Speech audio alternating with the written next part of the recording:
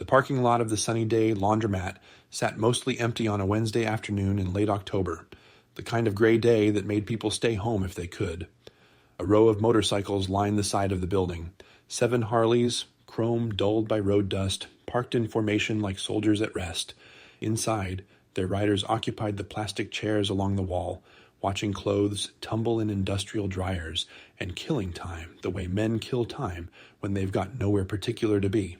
Garrett Knuckles Morrison was reading a newspaper he'd found on one of the folding tables, squinting at box scores from games he hadn't watched. He was 56 years old, barrel-chested, with a gray beard that reached his collar and hands that had earned his nickname through decades of bar fights and engine repairs. He was sergeant-at-arms of the Lonesome Sons out of Tulsa, and he'd been riding with the club for 31 years. The laundromat was a regular stop on their route through eastern Oklahoma. Cheap machines, decent vending, and a manager who didn't hassle them as long as they kept to themselves. They'd been on the road for 3 days, heading to a memorial ride in Arkansas, and the collective laundry situation had reached a point that demanded intervention. The bell above the door chimed, and Garrett looked up. A woman walked in, hauling a laundry basket on her hip with the practiced efficiency of someone who had done it 1,000 times. She was maybe 30, thin in a way that suggested meals were sometimes optional, with dark hair pulled back in a ponytail that was coming loose. Behind her, almost hidden by the basket, was a girl. The girl was small, 6, maybe 7, with the same dark hair as her mother and eyes that seemed too large for her face. She wore a coat that was slightly too big, the sleeves rolled up at the cuffs, and she clutched a piece of paper in her hand like it was something precious. She kept close to her mother's side, her gaze darting around the laundromat with the watchfulness of a child who'd learned early that the world required attention. The woman found an empty machine at the far end of the row and started loading clothes. The girl stood beside her, still holding the paper, her eyes now fixed on the bikers along the wall. Garrett went back to his newspaper. Kids stared sometimes. It was the leather, the patches, the general appearance of men who looked like they might eat small children for breakfast. He was used to it. But this girl didn't look away. She kept watching, her expression shifting through something Garrett couldn't quite read. Not fear. He knew what fear looked like on a child's face. This was something else. Calculation, maybe. Decision. 5 minutes passed. The woman finished loading the machine and fed quarters into the slot, her movements automatic, her attention somewhere far away. The girl tugged at her sleeve and whispered something. The woman shook her head without looking down, her lips pressed thin. The girl tugged again. This time, the woman crouched to her level and spoke quietly, urgently. Garrett couldn't hear the words, but he could read the body language. A mother trying to keep her child from doing something, and a child who'd already made up her mind. The girl pulled away and started walking toward the bikers. She moved slowly, deliberately, her 2 big coats swishing around her knees with each step. The paper was still clutched in her hand, crumpled now from the tightness of her grip. The other riders noticed her approach and exchanged glances, a silent conversation passing between them. She stopped in front of Garrett. He lowered his newspaper and looked at her. Up close, he could see details he'd missed before, the frayed edges of her collar, the scuff marks on her shoes, the way her cheekbones stood out just a little too sharply, but her eyes were clear and steady, fixed on his face with an intensity that made something in his chest tighten. "Are you a bad guy?" she asked. The question caught him off guard. He heard one of his brothers stifle a laugh behind him. "Depends on who you ask," he said. "Why?" "Because I need help. And my mom says you can't ask strangers for help because they might be bad guys." She looked at him for a long moment, her expression serious.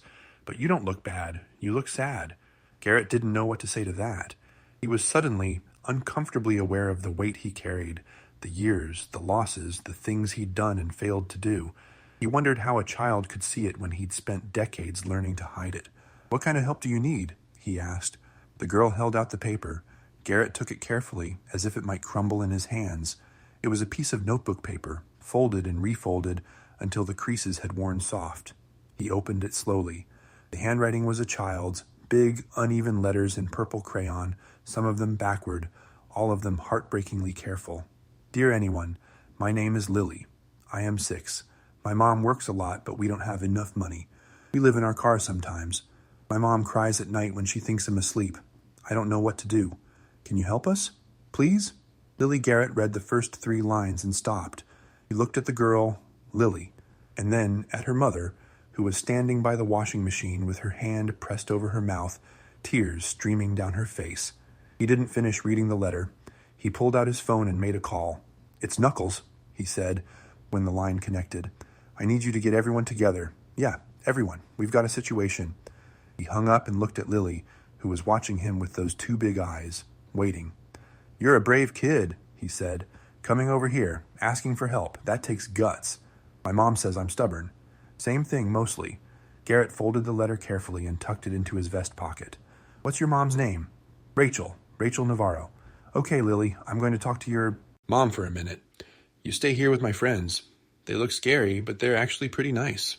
"I know," Lily said. "That's why I picked you." Garrett stood up and walked toward Rachel, who hadn't moved from her spot by the washing machine. She watched him approach with an expression that was equal parts terror and hope, her hand still pressed to her mouth, her body trembling. "Ma'am," he said quietly when he reached her, "I'm not going to hurt you. I'm not going to call anybody. I just want to talk." She shouldn't have done that. Rachel's voice was barely above a whisper. "I told her not to. I told her we don't." She did the right thing, the bravest thing. Garrett kept his voice low, gentle in a way he hadn't used in years. "I read her letter. Not all of it, but enough. I know you're struggling. I know you've been doing it alone." Rachel's face crumpled. The tears came faster now, silent sobs that shook her thin shoulders. "How long have you been living in your car?" 3 weeks. The words came out broken, ashamed. "I lost my job. The rent, I couldn't, and there's no one, no family, no one I can ask." "What about Lily's father?" Rachel shook her head. "Gone. Before she was born. He doesn't even know she exists." Garrett looked back at Lily, who was now sitting in his chair, surrounded by bikers who were showing her pictures on their phones and making her giggle at something he couldn't hear. 6 years old, living in a car, writing letters to strangers because her mother had run out of options. "Here's what's going to happen," he said, turning back to Rachel. "You're going to finish your laundry. Then you and Lily are going to come with us to get something to eat. After that, we're going to figure out what you need, not what you can afford, not what you think you deserve, but what you actually need to get back on your feet. I can't accept—" "You're not accepting anything. Your daughter asked for help, and we're answering. That's how this works." Garrett's voice was firm but not harsh. "You've been carrying this alone because you thought you had to, but you don't. Not anymore." Rachel stared at him. Her eyes were red, her face streaked with tears, and she looked like a woman who'd been drowning for weeks and had finally touched something solid. "Why?" she asked. "Why would you do this?" Garrett thought about the letter in his pocket, about the purple crayon and the backward letters and the words as my mom cries at night when she thinks him asleep. He thought about his own daughter, grown now with kids of her own, and how close he'd come to losing her a dozen times through his own stupidity and absence. "Because a little girl was brave enough to ask," he said, "and because some things are more important than where you're going." He walked back to his brother's and started making phone calls. The memorial ride in Arkansas could wait. They had work to do first. The diner was called Pop's, and it had been serving truckers and travelers along Highway 69 since before Garrett was born. The booths were cracked vinyl, the coffee was burnt, and the pie was the best in 3 counties. Garrett had been stopping here for 20 years, and the owner, a leather-skinned woman named Doris who'd outlived 2 husbands and had no patience for nonsense, greeted him with a nod and a menu she knew he didn't need.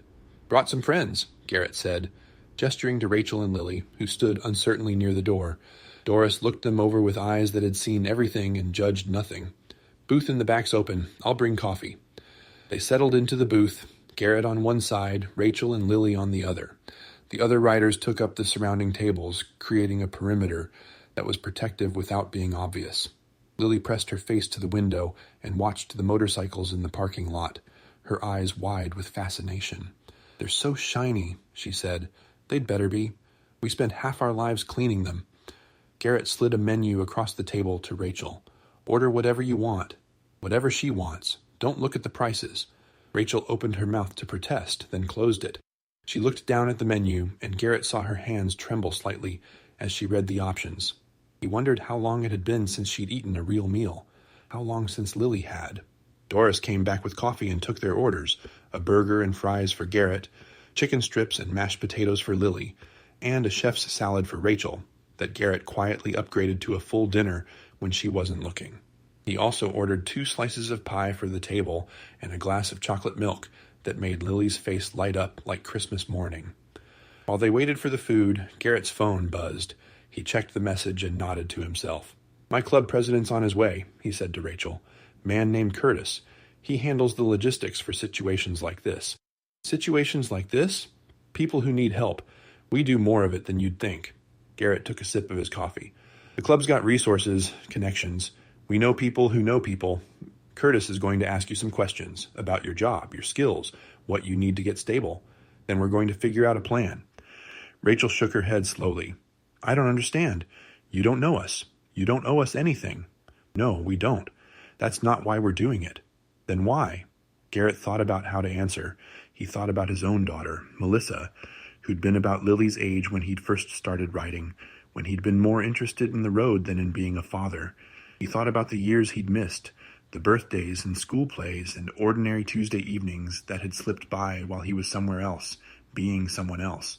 By the time he'd figured out what mattered, Melissa was grown and gone, and the best he could do was try to be present for her kids in a way he'd never been present for her. "Because your daughter wrote a letter," he said finally, "and because I read it, and because once you see something like that, you can't unsee it." He met Rachel's eyes. "You've been invisible for a long time, working, struggling, trying to hold everything together while the world looks the other way, but you're not invisible anymore. We see you, and we're not going to look away." Rachel's eyes filled with tears. She wiped them quickly, glancing at Lily to make sure her daughter hadn't noticed. "I used to have a good job," she said quietly. "Administrative assistant at a law firm, but they downsized, and I couldn't find anything else that paid enough, and then the car broke down, and the repairs cost more than I had, and—" She stopped, her voice breaking. It happened so fast. One thing goes wrong, and then another, and before you know it, you're sleeping in a parking lot and washing your clothes at a laundromat because it's the only place with heat. "How's Lily doing in school?" "She's not." Rachel's face tightened with shame. "I had to pull her out when we lost the apartment. I've been trying to homeschool, but it's hard without books, without internet, without—" She shook her head. "She's smart. So smart. She deserves better than this. She's going to get better than this." Garrett's voice was certain. "That's what I'm telling you. Whatever happened before, whatever brought you here, that's over. From now on, things change."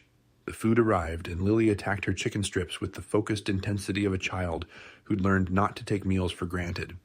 Rachel ate more slowly, but she ate. Garrett made sure of it, refilling her water glass and pushing the breadbasket closer when she seemed to hesitate. Curtis arrived as they were finishing.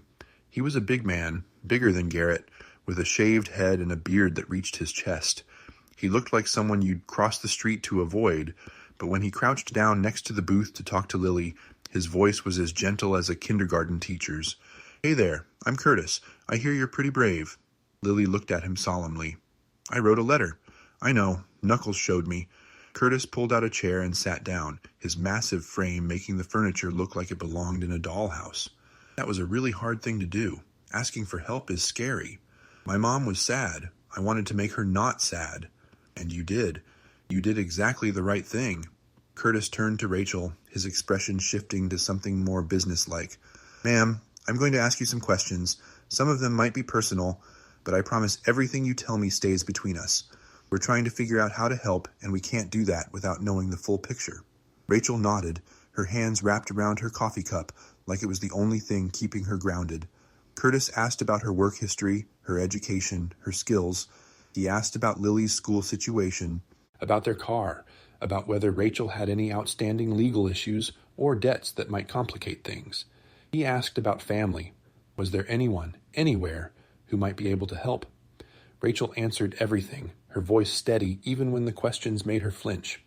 When she was done, Curtis was quiet for a moment, processing. Then he pulled out his phone and started typing. "Here's what I'm thinking," he said. "We've got a brother in Tulsa who runs a staffing agency. Good guy, always looking for reliable people. I'm going to reach out, see if he's got anything that fits your background. Administrative work, probably. Something that uses what you already know. I don't have an address. Most places won't hire you without... We'll figure that out. The club's got a property in Broken Arrow we use for situations like this. It's nothing fancy, a duplex we bought a few years back, but it's clean, it's safe, and it's yours for as long as you need it. No rent until you're back on your feet." Rachel stared at him. "You're giving us a place to live?" "We're lending you a place to live. There's a difference, but it's mostly semantic." Curtis smiled, and the expression transformed his face from intimidating to almost kind. "The point is, you and Lily aren't sleeping in your car tonight, or tomorrow night, or any night after that." Lily had stopped eating her pie and was watching the conversation with wide eyes. "We're going to have a house?" "An apartment," Curtis said. "It's got 2 bedrooms, a kitchen, and a bathroom that actually works. There's a park down the street and a school about 3 blocks away that has a good reputation." "A school?" Lily looked at her mother. "Mom, I can go back to school." Rachel was crying now, not bothering to hide it. "Yes, baby, you can go back to school." Lily threw her arms around her mother, and Rachel held her tight, her shoulders shaking with sobs that were equal parts grief and relief. Garrett looked away, giving them the moment, and caught Curtis's eye across the table. "What about the car?" Garrett asked quietly. "I'll have Jimbo look at it. If it's fixable, we fix it. If not, we've got a couple of beaters in the lot we can spare." Curtis shrugged like it was nothing, like giving away cars was something they did every Tuesday. "She needs transportation to work, can't build a life without a way to get around." "And the job?" "Already texted Marco. He's checking his listings now." Curtis's phone buzzed, and he glanced at it. "Data entry position, Monday through Friday, 40 hours a week. Benefits after 90 days. He can interview her tomorrow if she's interested." Garrett looked at Rachel and Lily, still holding each other in the booth. 24 hours ago, they'd been living in a car, invisible to a world that had stopped caring. Now, they had a home, a job prospect, and a network of people who'd decided their lives were worth fighting for. All because a 6-year-old girl had written a letter and been brave enough to hand it to a stranger. "She's interested," Garrett said. "Trust me." Curtis nodded. He stood up and clapped Garrett on the shoulder. "I'll make the arrangements. You get them to the duplex tonight. Make sure they're settled. I'll have someone drop off groceries in the morning." "Groceries? Can't start a new life on an empty stomach." Curtis smiled again. "Besides, the kid needs to eat. She's too skinny." He walked out, already making calls, and Garrett turned back to the booth where Rachel was wiping her eyes and Lily was bouncing with excitement. "Is it true?" Rachel asked. "All of it. All of it. I don't know how to... I can't ever... You don't have to repay us." Garrett's voice was firm. "That's not how this works. You get back on your feet, you build a good life for yourself and Lily, and someday, maybe years from now, you see someone else who needs help, and you help them. That's the repayment. That's the only repayment that matters." Rachel nodded slowly. She looked at her daughter, who was pressing her nose against the window again, watching the motorcycles, and something in her face shifted. The fear was still there, but it was joined now by something else. Hope, maybe, or the beginning of belief. "Thank you," she said. "I don't have any other words, just thank you." "Thank your daughter." Garrett pulled out his wallet and left enough cash on the table to cover the meal 3 times over. "She's the brave one. We're just answering the call." The duplex sat on a quiet street in Broken Arrow, a working-class neighborhood where the houses were small but tidy, and the neighbors waved at each other from their porches. It was a brick building with 2 front doors painted different colors, blue on the left, green on the right. Rachel and Lily got the green side. Garrett pulled into the driveway just after dark, Rachel's car following behind with 2 of his brothers escorting it like a motorcade. The car had made it this far, but it sounded worse than it had before, something grinding in the engine that made Garrett wince every time Rachel shifted gears. Jimbo would have his work cut out for him. "This is it?" Lily's voice was hushed, reverent, like she was standing in front of a cathedral instead of a modest duplex with a patchy lawn. "This is where we're going to live? This is it." Garrett killed the engine and climbed off his bike. "Let's go see inside." The interior was simple but clean. 2 bedrooms, 1 bathroom, a kitchen that opened onto a small living room. The furniture was mismatched. A plaid couch, a wooden dining table with 4 chairs that didn't quite match, a pair of twin beds in the bedrooms that looked like they'd been donated from a college dorm. But everything was functional, and the heat worked, and the windows had curtains, and the refrigerator hummed quietly in the corner like it was keeping a promise. Lily ran from room to room, her 2-big coat flying behind her, cataloging every detail out loud. "There's a bathtub and a closet, and the stove has 4 things on it." "Burners," Rachel said. She was standing in the middle of the living room, turning slowly, taking it all in. Her face held an expression Garrett couldn't quite read.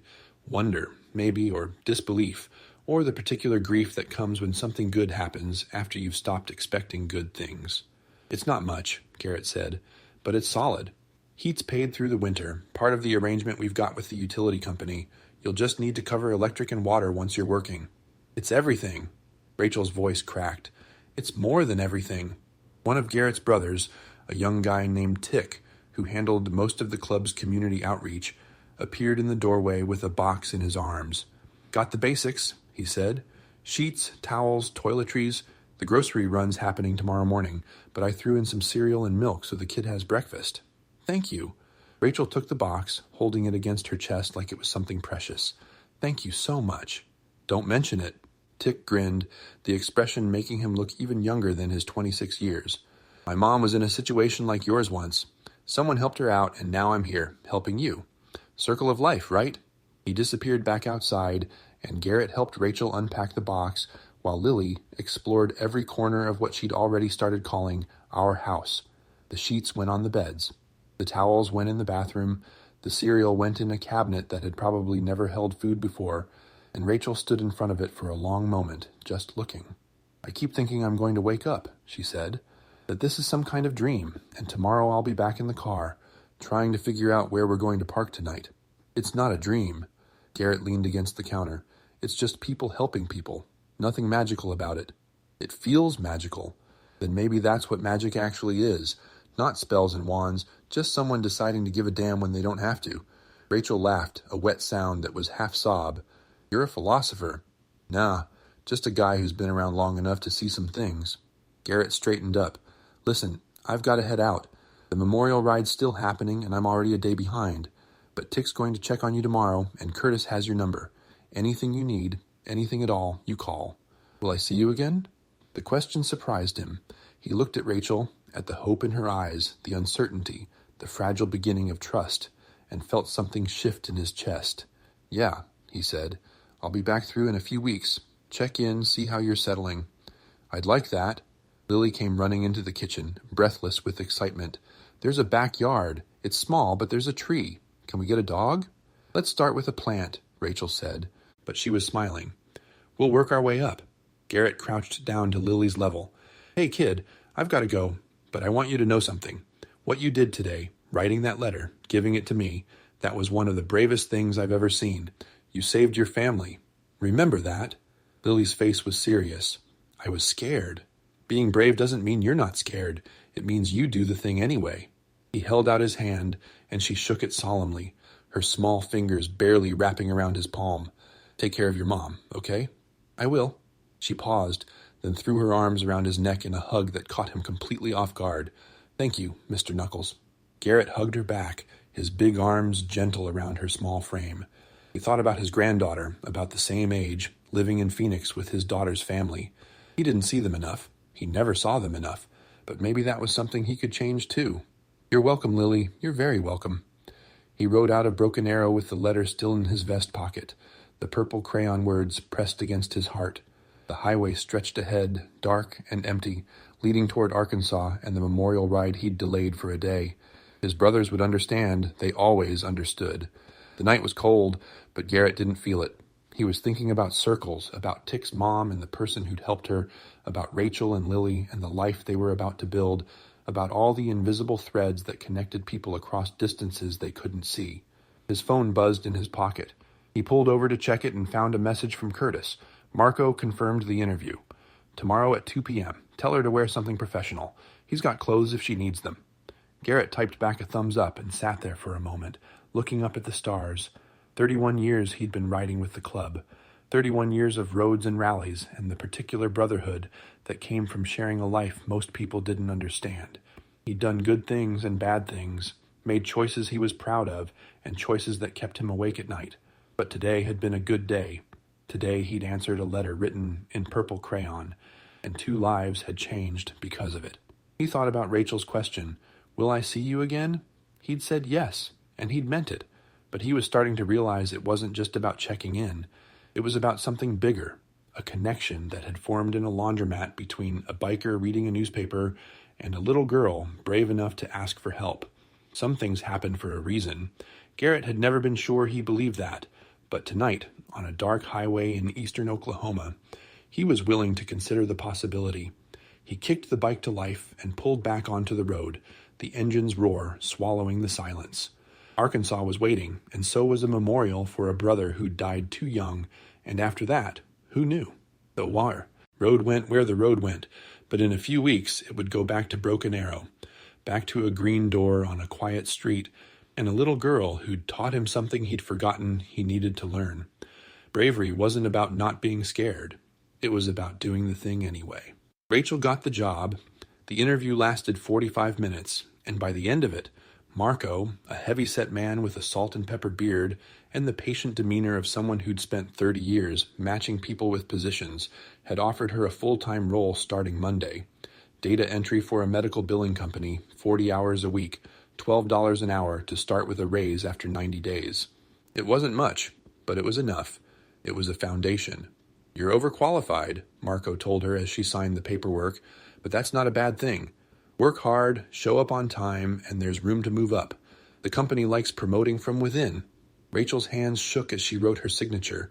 It was the first time she'd signed anything in weeks that wasn't a receipt for gas station coffee or a permission slip she couldn't actually act on. "Thank you," she said. "I won't let you down." "I know you won't. Knuckles vouched for you, and that man doesn't vouch lightly." Marco handed her a folder with her start date, dress code, and contact information. "Welcome aboard, Ms. Navarro." Lily started school the following Monday, the same day Rachel started work. The timing was intentional, arranged by Curtis with the precision of a military operation. A woman from the club named Sheila, who'd raised 4 kids of her own and had a minivan that had seen better decades, volunteered to handle school drop-offs and pickups until Rachel could manage them herself. The first morning was chaos. Lily couldn't find her shoes. Rachel burned the toast. The car, which Jimbo had managed to resurrect with a new fuel pump and a prayer, wouldn't start on the first try. But by 7:45, they were pulling into the parking lot of Westwood Elementary, and Lily was staring at the building like it was Disneyland. "You ready?" Rachel asked. "What if they don't like me?" "They're going to love you. You're the bravest kid I know." Rachel squeezed her daughter's hand. "Remember what Mr. Knuckles said? Being brave means doing the thing even when you're scared." Lily nodded slowly. She took a deep breath, squared her shoulders, and opened the car door. "I'll pick you up at 3, Sheila called from the driver's seat of her minivan, where she'd pulled up alongside them. "We'll get ice cream if you survive." "Deal." Lily grinned, and then she was gone, walking up the steps, disappearing through the double doors, rejoining a world that had been taken from her 3 weeks ago. Rachel sat in the car and cried. She cried until Sheila tapped on her window and handed her a travel mug of coffee, and then she drove to work and started her new life. The weeks that followed were a blur of adjustment and exhaustion and small, hard-won victories. Rachel learned the billing system, learned her coworkers' names, learned the particular rhythm of a 9-to-5 job after months of uncertainty. Lily learned her teacher's rules, made 2 friends named Emma and Jorge, and came home every day with stories that tumbled out of her faster than she could tell them. The duplex became a home. Rachel hung curtains she'd found at a thrift store, yellow, to match the kitchen, and bought a second-hand bookshelf for Lily's room. Lily decorated her door with drawings from school and a photograph Tick had taken of all the motorcycles lined up in the laundromat parking lot. She called it her Brave Day picture. The club checked in regularly. Curtis stopped by once a week, always with something practical, a slow cooker, a set of dishes, a winter coat for Lily that actually fit. Tick came by more often, sometimes just to say hello, sometimes to help with small repairs Rachel couldn't manage on her own. Sheila became a fixture in their lives, handling school transportation and offering parenting advice that Rachel hadn't realized she needed until she heard it. And Garrett called. The first time was a week after he'd left, from somewhere in Arkansas. "Just checking in," he said, his voice gruff and slightly awkward, like he wasn't used to making calls like this. "You settling okay?" "We're settling." Rachel was standing in her kitchen, watching Lily do homework at the dining table. "The job's good. Lily loves school. She stopped, her throat tightening. "We're going to be okay, because of you. Because of Lily. I just answered the phone. You know what I mean." He called again a week later, and then a week after that. The calls were short, practical, updates on the job, questions about Lily's school, the occasional piece of advice about car maintenance or navigating bureaucracy. But they became a rhythm, a thread connecting Rachel's new life to the man who'd helped make it possible. She found herself looking forward to them more than she wanted to admit. In early December, 6 weeks after the laundromat, Garrett rode back into town. He pulled into the duplex's driveway on a Saturday afternoon, his bike rumbling to a stop just as Rachel was hanging Christmas lights on the porch. She'd bought them at a dollar store, a single strand of multicolored bulbs that probably violated several fire codes, but they were hers, and she was determined to make them work. Need a hand? Garrett climbed off his bike and walked toward her, his boots crunching on the frost-tipped grass. I need about 6 hands and a ladder that doesn't wobble. Rachel stepped back and surveyed her work. I think this is the best I can do. Looks good to me. Garrett tilted his head, studying the uneven line of lights. Festive. That's one word for it. The front door burst open and Lily came flying out in a blur of pink coat and excitement. Mr. Knuckles, you came back! She launched herself at him, and he caught her the way he'd caught her hug 6 weeks ago, carefully, like she was something precious. I told you I would, didn't I? I know, but sometimes people say things and don't mean them. Lily pulled back and looked at him seriously. You meant it. I always mean it. They went inside, and Rachel made coffee, while Lily showed Garrett every corner of the apartment. The curtains, the bookshelf, the Brave Day picture on her door, the plant they'd bought at a grocery store that was somehow still alive. Garrett listened and nodded and asked questions with the patient attention of someone who genuinely cared about the answers. She's doing good, Rachel said later, after Lily had retreated to her room to finish a school project. They were sitting on the plaid couch, coffee cups in hand, the Christmas lights twinkling through the window. Really good. Her teacher says she's catching up fast. She made the honor roll last month. Of course she did. Kid's smart as hell. She gets it from her father. Rachel paused, then shook her head. No, she gets it from herself. She's tougher than either of us ever were. Garrett was quiet for a moment. He reached into his vest pocket and pulled out a piece of paper, folded and refolded, soft at the creases, familiar in a way that made Rachel's breath catch. I've been carrying this, he said, ever since that day. Wasn't sure why at first, just felt like I should. He unfolded the letter and looked at it, the purple crayon, the backward letters, the words that had changed everything. I've read it 100 times, he said, maybe more. Every time I start to forget why I do this, why any of us do this, I pull it out and read it again. He looked up at Rachel. Your daughter saved you, but she saved me too. I just didn't know I needed saving. Rachel didn't know what to say. She looked at the letter in his hands, at the words Lily had written in a moment of desperate courage, and felt something shift in her chest. Keep it, she said. What? The letter. Keep it. She met his eyes. You've earned it. Garrett looked at her for a long moment. Then he folded the letter carefully and tucked it back into his vest pocket, where it had lived for 6 weeks, where it would live for years to come. Thank you, he said. Thank you. Rachel smiled. For answering? Always. His voice was rough, but his eyes were warm. That's what family does. 3 years passed, and the duplex on the quiet street in Broken Arrow became something more than a temporary shelter. It became a home in every sense of the word, filled with photographs and handmade decorations, with the accumulated evidence of a life being built one day at a time. The yellow curtains Rachel had hung in the first weeks gave way to nicer ones she'd bought with her own money, and the sad grocery store plant had multiplied into a small collection that lined the windowsills and made the place feel alive. Lily was 9 now, tall for her age, with her mother's dark hair and a confidence that hadn't existed in the scared child who'd walked across a laundromat to hand a letter to a stranger. She was in 4th grade, top of her class in reading and science, and she'd announced last month that she wanted to be a veterinarian when she grew up, a decision she'd reached after nursing a wounded bird back to health in a shoebox lined with paper towels.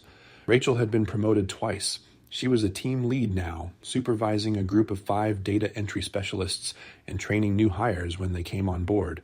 The salary wasn't extravagant, but it was enough. Enough for rent and groceries and the occasional treat, enough to build a savings account that grew a little larger every month.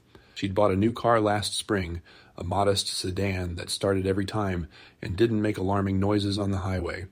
The Lonesome Sons had become part of their lives in ways Rachel hadn't anticipated. Curtis and his wife had them over for Thanksgiving dinner. Tick stopped by every few weeks to check the smoke detectors and change the oil in Rachel's car, refusing payment no matter how many times she offered. Sheila had moved to Arizona to be closer to her grandchildren, but she sent postcards every month and called on Lily's birthday without fail. And Garrett kept coming back. His visits had become a rhythm, as regular as the seasons. Every few months his bike would rumble into the driveway, and Lily would go running out to meet him, and they'd spend a weekend doing ordinary things that felt extraordinary. Movies and dinners and trips to the park where Garrett pushed Lily on the swings until she declared herself too old for such things, then asked for one more push anyway. He'd never missed a birthday. He'd never missed a school play. He'd driven 600 miles in a thunderstorm to make it to Lily's third-grade graduation, arriving just in time to see her walk across the stage with her certificate clutched in her hands and a grin that could have powered a small city. "You didn't have to come," Rachel had told him afterward, though they both knew she didn't mean it. "Yeah, I did." He'd said it simply, the way he said most things, like it was obvious, like there was no other option worth considering.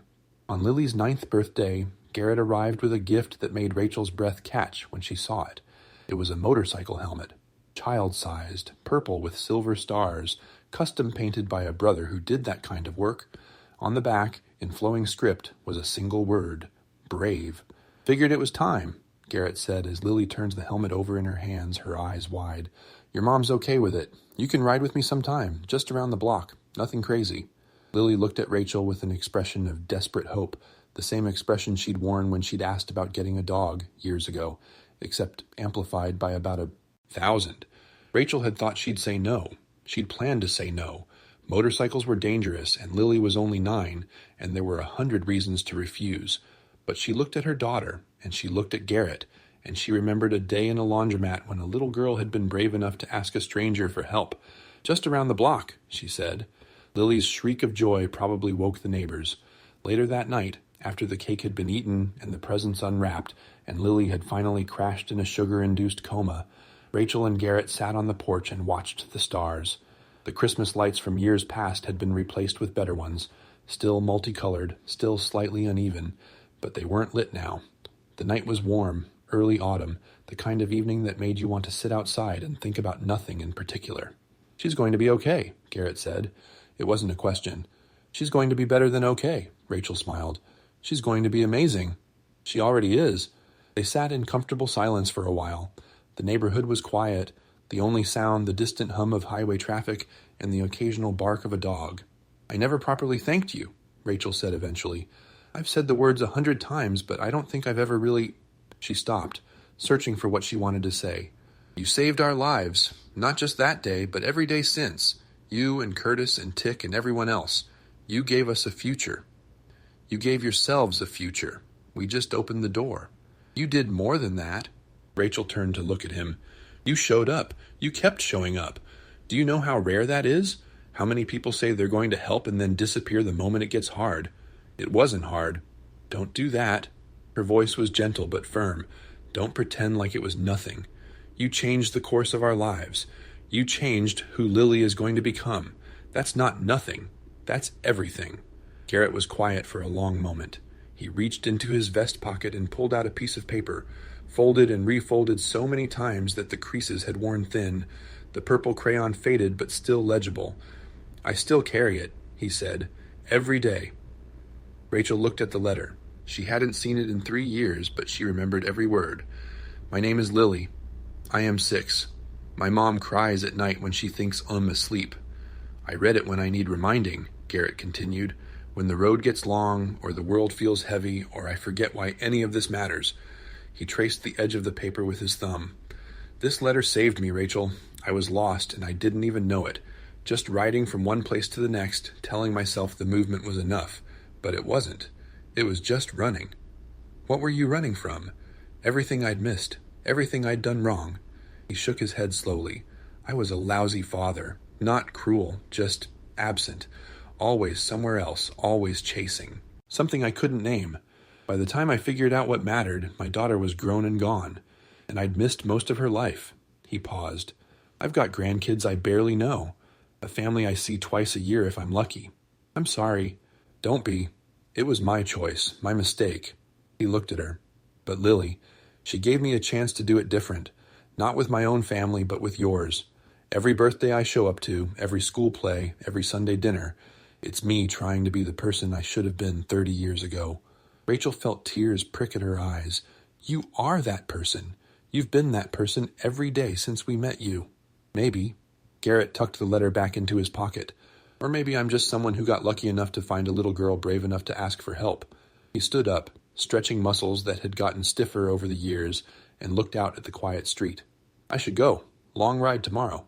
Where to this time? Phoenix. He smiled, and the expression carried something Rachel hadn't seen before. Hope, maybe, or resolve.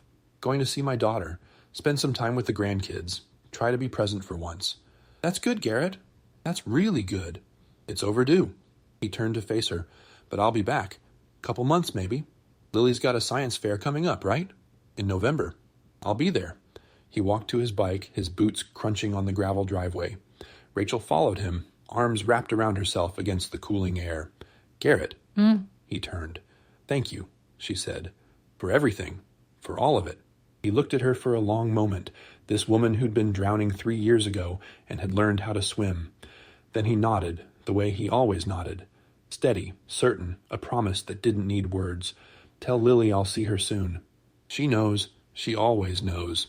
He kicked the bike to life, the engine's roar splitting the quiet night. He raised a hand in farewell, and then he was gone, a single headlight disappearing down the street, carrying a faded letter in a vest pocket and a heart that had finally found what it was looking for. Rachel stood in the driveway until she couldn't hear the engine anymore. Then she went inside, checked on Lily, and sat at the kitchen table with a cup of tea she didn't really want. On the refrigerator, held in place by a magnet shaped like a motorcycle, was a photograph from Lily's birthday party. Garrett was in it, and Curtis and Tick, and a dozen other people who'd become family over the past 3 years. Lily was in the center, wearing her purple helmet, grinning at the camera like she'd just won the lottery. Below the photograph, in a child's careful handwriting, was a note Lily had added last week. My family's big and loud and rides motorcycles. They showed up when no one else would. I love them. Rachel read the words and smiled. 3 years ago, she'd been living in a car, crying at night while her daughter pretended to sleep. Now she had a home, a job, a future. She had people who called and visited and showed up without being asked. She had a family, not the one she'd been born into, but the one she'd found, built out of kindness and stubbornness and a crumpled letter written in purple crayon. It wasn't the life she'd planned. It was better. And somewhere on a dark highway, heading toward Phoenix and a second chance he'd almost stopped believing in, Garrett Morrison carried a piece of paper that had changed everything. Dear anyone, it began, and anyone had answered.